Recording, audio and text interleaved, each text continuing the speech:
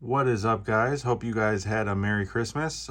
We are on to the second shelf of my recent releases, starting with Blade Runner 2049. This was better than the original. I was definitely not a fan of the original, but with visual effects these days, this one is definitely better. Ryan Gosling also does a great job carrying this movie with Harrison Ford. The visuals of this movie, the director, who also directed Dune, Prisoners, Arrival, is an amazing visual director. Again, this storyline is just kind of bland to me, but it is better than the original. I will give it that 100%. It's worth watching if you haven't seen it before. Next, we have Only the Brave. I mean, this movie has an amazing cast. It's definitely certified fresh, for sure. Very powerful story. I mean, this movie will make you almost cry at the end. That's how good it is. Miles Teller does an amazing job. So does everybody else. Based on a true story, definitely worth watching if you haven't seen it before.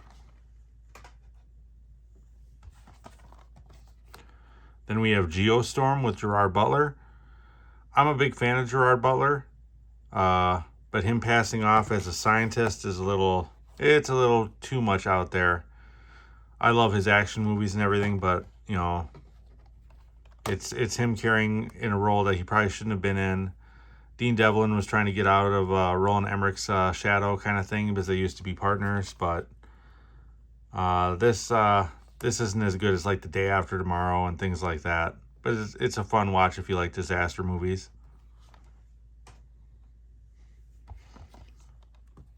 Then we have Jigsaw. This movie was okay. Definitely not as good as the original 7. But better than Spiral. So, I mean, worth watching if you're a fan of the Saw movies. Leave your comments down below on what you thought of this and Spiral.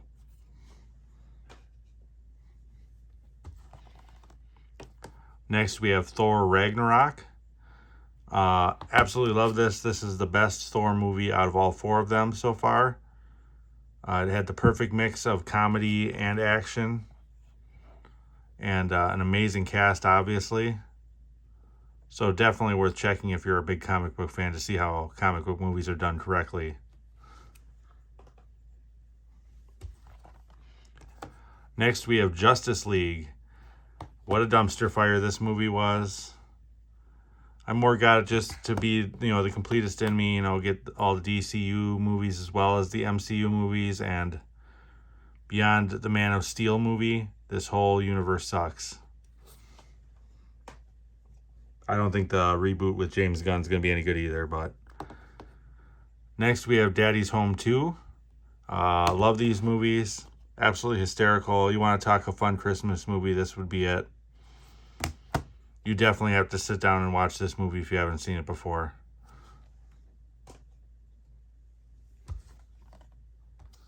Then we have Star Wars The Last Jedi. Not as good as the previous movie. It's okay. Rian Johnson does a decent job directing this. I like how they tried to go with a different director for all 3 of these, but something happened with the third one, obviously. I believe they killed the main characters in the wrong order, with Luke Skywalker, Leia, and Han Solo. It feels like it's missing something without having Harrison Ford in it, in my opinion.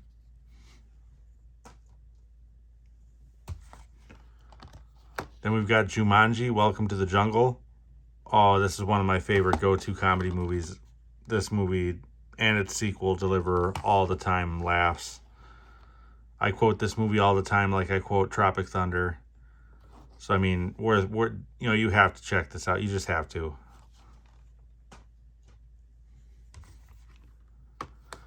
Then we have The Darkest Hour with Gary Oldman. I saw this in a trailer of another movie I owned and thought it looked interesting.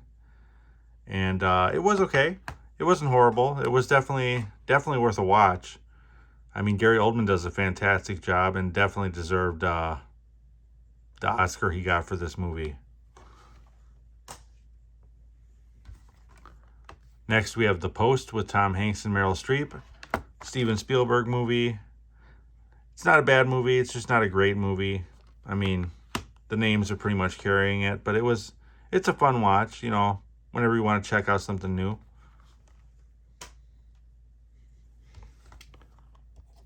Then we have The Commuter with Liam Neeson. Typical Liam Neeson, throwback old school action movie type stuff. Liam Neeson, Jason Statham, and Gerard Butler kind of carry this genre now. It's a shame that they don't do too well in the box office anymore.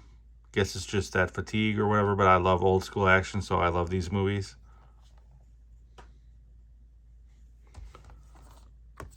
Then we've got 12 Strong with Chris Hemsworth. Amazing movie. I was not expecting this to be as good as it was, but it delivers. Chris Hemsworth's just hitting a home run with everything he's doing right now, so I love that.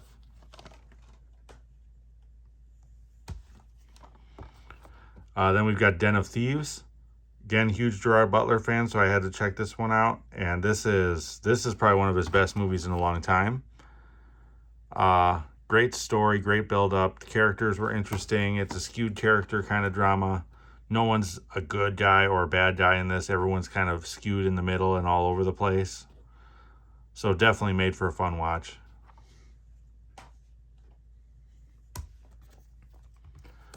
Then we've got Maze Runner, The Death Cure. Decent movie. I like this trilogy. I'm a big fan of these movies.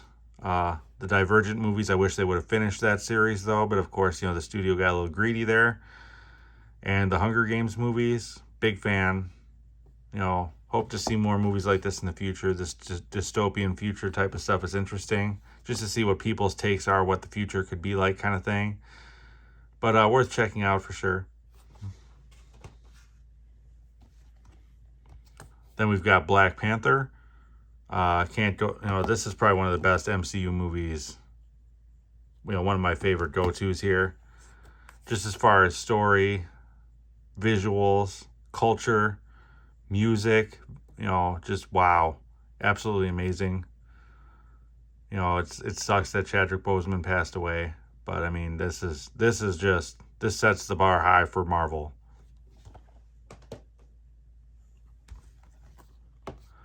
Then we've got Game Night with Jason Bateman and Rachel McAdams. Love this movie. Probably one of my favorite comedy movies for sure. Just the whole premise, the cast, how they, the directors. I mean, you have to watch this if you want to laugh with your family. It's a great family movie. It's an R-rated movie though, so definitely make sure you're okay with language and stuff, but oh my God. Next, we have Red Sparrow. I bought this on a Black Friday a couple years ago, thinking that it would be worth watching because it's Jennifer Lawrence and Francis Lawrence from The Hunger Games. And I was wrong. This movie's really boring. Not very interesting at all. Definitely not 4 stars. So I wouldn't go out of my way to watch this. Comment down below if you think differently of this movie. I would love to hear your opinions. Then next is Death Wish with Bruce Willis, which was absolutely amazing. I have not seen the Charles Bronson original, so I don't know how it holds up compared to those. But it is Bruce Willis, so I can imagine that this is better than those. I would have loved to have seen a sequel or 2 or 3 or 4, however many there were with Charles Bronson. But obviously with what happened with Bruce Willis, that won't happen, which is a shame. But I mean, I just wish we could have gotten sequels to this instead of all those B movies that he did before he decided to retire from acting. I'm sure he was just kind of trying to protect his condition for as long as he could. To do what he loved as long as he could. Next is Tomb Raider. I got this on a Black Friday deal the same year I got Red Sparrow or whatever that was with Jennifer Lawrence. I was not expecting much out of this because I was a fan of the Angelina Jolie movies, and I absolutely loved this movie. I thought it was better than those. It was a more serious tone, not as over the top. I'd love to see a sequel to this movie.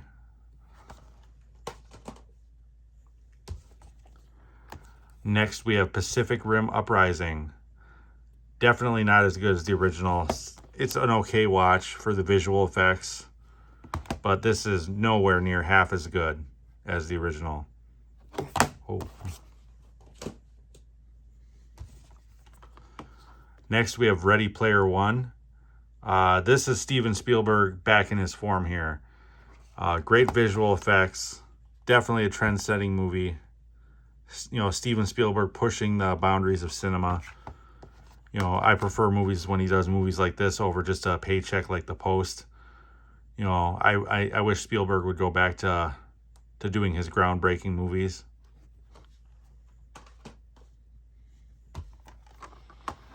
Then we've got Blockers. Okay, raunchy comedy. Not the best. You know, the cast was okay. John Cena did okay. But, you know, it was not the best movie.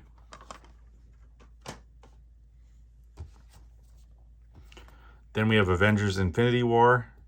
Classic movie. And Jesus Christ, it's got a huge cast.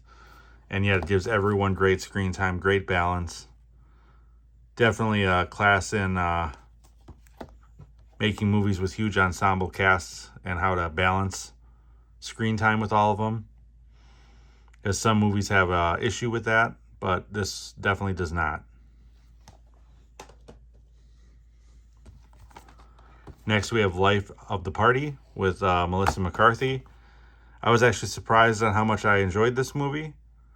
Melissa McCarthy does great, and so does the girl who plays her daughter. Worth checking out if you haven't seen it before and you like those R-rated raunchy comedies.